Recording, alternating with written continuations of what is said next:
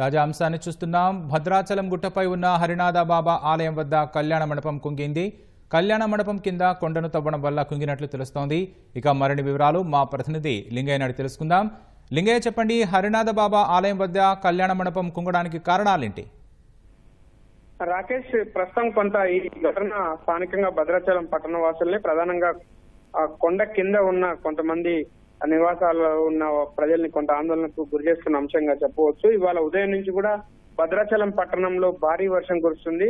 గతంలో లేనంత విధంగా ఒక్కసారిగా దాదాపు ఒక గంట సేపట్లోనే భారీ వర్షం కురిసింది. ఈ భారీ వర్షంతో భద్రాచలం పట్టణం అంతా కూడా వర్షంలో తడిసి ముద్దయింది. ఈ నేపథ్యంలోనే భద్రాచలం రామాలయం పక్కన ఉన్న గుట్ట పైన ఉన్న శ్రీ కుసుమ హరినాథ బాబా ఆలయం కళ్యాణ మండపం కుంగిపోయింది. కుంగిపోయిన విషయాన్ని స్థానికంగా ఉన్న కొంతమంది స్థానికులు గుర్తించి అధికారులకు సమాచారం ఇచ్చారు. మీడియాకు కూడా సమాచారం రావడంతో అధికారులు ఉటావటిని అక్కడికి వచ్చి పరిశీలించారు. కొంత ఈ సంఘటన వాళ్ళందరినీ కూడా ఈ ఘటన ఆందోళనకు గురి చేసింది. ఎందుకంటే కొండ పైన ఉంటుంది, కింద స్థానికంగా చాలా నివాసాలు ఉంటాయి. ఒకసారిగా కొండ ఒకవేళ కుంగి ఆ కళ్యాణ మండపం కూలితే గనక కొంత ప్రమాదకరమైన ఆ సంఘటన జరిగే అవకాశం ఉందని చెప్పి భావిస్తున్నారు. ఈ నేపథ్యంలోనే అధికార యంత్రాంగం కూడా అక్కడికి మొత్తం వచ్చి ప్రస్తుతం దాన్ని పరిశీలిస్తున్నారు.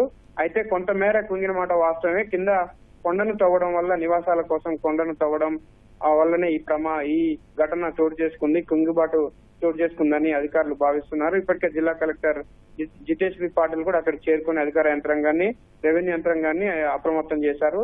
ప్రస్తుతానికి 1938 సంవత్సరంలో నిర్మించిన ఆలయం ఇది. కాబట్టి అప్పటి నుంచి ఆలయం కింద ఉన్న వాళ్ళంతా కూడా కొండను కొంత తవ్వుకుంటూ వస్తున్నారు. ఈ తవ్వుకుంటూ రావడం వల్లనే ఇప్పుడు ప్రస్తుతం అక్కడ కళ్యాణ మండపం కూడా కొంత కుంగుబాటుకు గురైందని చెప్పి అధికారులు భావిస్తున్నారు. ఈ నేపథ్యంలో ఈ సంఘటనపై వ్యవసాయ శాఖ మంత్రి, జిల్లా మంత్రి తుమ్మల నాగేశ్వరరావు కూడా ఆరా తీశారు. సంఘటన విషయం తెలియగానే జిల్లా కలెక్టర్ ను అప్రమత్తం చేశారు. స్థానిక రెవెన్యూ, అదేవిధంగా నీటిపారుదల శాఖ అధికారులను కూడా అప్రమత్తం చేసి వాళ్ళందరినీ అక్కడికి వెళ్లి ఎటువంటి ఇబ్బందులు జరగకుండా, స్థానికులకు ఇబ్బందులు లేకుండా చూడాలి. అదేవిధంగా కుంగుబాటు గల కారణాలు తక్షణమే తీసుకోవాల్సిన దిద్దుబాటు చర్యలపైన కూడా ఆయన అధికార యంత్రాంగానికి దిశానిర్దేశం చేశారు. దీంతో హుటాహుటిన జిల్లా కలెక్టర్ జితేష్ బి పాటిల్ అధికార యంత్రాంగంతో కలిసి ప్రస్తుతం అక్కడే పర్యటిస్తున్నారు.